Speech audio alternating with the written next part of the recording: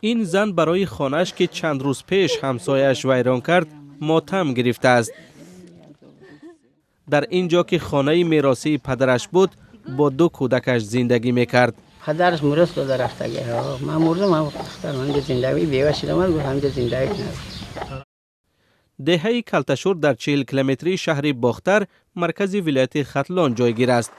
سال 1956 بنیاد شده است و زیاده از 100 خواجگی دارد.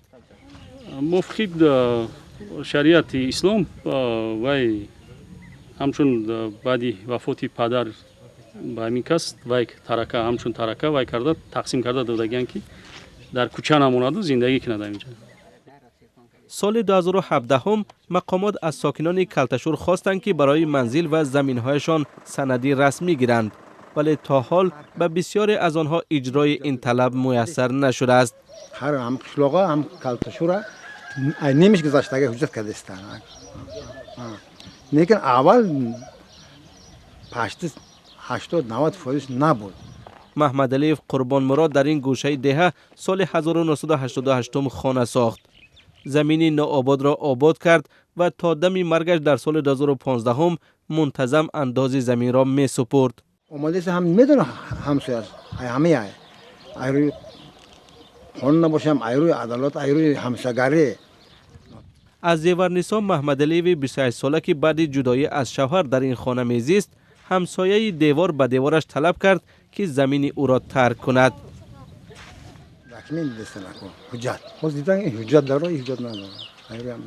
معلوم شد که خانه زیورنسا همچون خواجگی دهقانی اوزار به نام همسایه‌اش ثبت شده است. از اینجا دعوای دادگاهی 3 ساله سر شد. من سیاست کردم، من تاییداندو کردم، کجای رفتم مراجعت کردم دستگیریم نکردم. زیورنسا را از شفاخانه بعد از سیرکا خوردنش آوردند.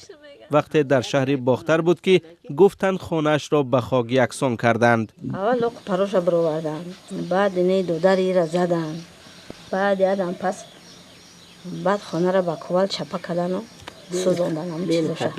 از این پیش دادگاه وخش خانه زیورنسا را غیر قانونی نامیده بحث را به فایده اوراس تاجیکوف مؤسس خواجگی دهقانی اوراس حل کرد. من ما آخرین بار تعیینات سودی ولایت گرفتیم، رئیس سودی ولایت باید همین خانه حکومتی باید چپا نشود تا اجرایشی همون وای سودی ولایت. تعیینات رئیس دادگاه ولایت ختلان از 24 می به دادگاه وخش رسیده است و آن را همان روز گرفتند.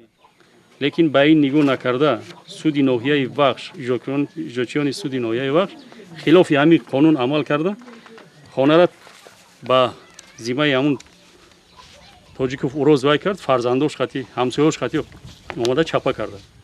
بعد از آن که زیورنسا از باختر آمد و جای خانه‌اش توده خاک را دید طاقت نکرد، خواست خود را بکشد. طبیبان نجاتش دادند. ای سوخته دل ما آمدم خوردم و نبیبینم نبسوزم، گفتم علاج نداشتم، راه نداشتم دیگه، کجا رفتن من نمیدانم. تمامی چیز من میبینم میسوزم، درون به درون. ساکنان ده میگویند پدر زیورنسا این زمین را 10 ساله ها استفاده میبرد و شیوه مناسبت با این زنی تنها بد است. همش با سرش فشار آورده، رئیس جماعت هم فشار آورده که یک اونجا شکایت نمیکنیم، مترقی میکنیم، رئیس سوش هم فشار آورده، اوش همش مجبور شده خشه بخشید، مجبور شده که به حالت همین حالت اومده رسوندگی. زیورنسا میگوید تاجیکوف‌ها عائله ثروتمندند و بنابراین با او چنین رفتار کردند. ما زورم گفتن، ما حکومت میگن. مقامات به رادیوی آزادی گفتند چند بار به زیورنسا مراجعت کردند که زمینش را رسمی کند. قرار شد در حقیقتا برآمدگی نکنه با پراگی تایید ندارم که چی حل کرده کشه. عین زمان رئیس جماعت میگوید این زمین چراگاه است و استفاده غیر هدفمندانه آن ممنوع است.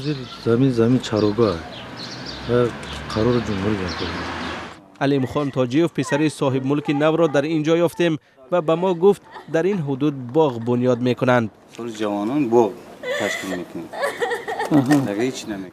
میگوید ولنگار کردن خانه زیورنسا قانونی بود. قانون چی است ما همراه گپ زده استیم. ای قانون لیش نگپ زده نیستیم. ما از مقامات و صاحب ملکان نو دو چیز شنیدیم. یکی میگوید این زمین برای چراگاه جدا شده است، دیگری میگوید باغ بنیاد میکنند. خوجگی دهخانی که او تشکیل کرده است در بالای خانه استقامتی محمد علی و زیورنیسا و خود امیر تاجیک روز واید میشد که این خلاف قانون است. چرا چراگاه در بالای خانه میشد؟ چراگاه در بالای خانه میشد و خانه محمد علی و زیورنیسا را چپا میکنند، خانه تاجیک روز چپا نمیکنند. ساکنان دهه کلتشور میگویند در حق زیورنیسا ظلم شده است. روز برادر من میشه و او احتیاج به زمین دارد. اما در اویلش 8 تا تلین داره. او برای زمین سازد بیچاره چی میکنم فرض میکنه میگه بیام ما تا حجتگذاری میکنیم، میگره خانه همسایه میگره حجتگذاری کردن نمیتونه. او ده مرده چرا میدونه به سواده. زیورنیسا که حالا اشیا و جهاز شکسته و کودکان حیرانش در کوچه مانده است، میگوید به قانون و عدالت دیگر باور ندارد. این دنیا در فریب میکنه، او دنیا در چه خیلی فریب میکنه.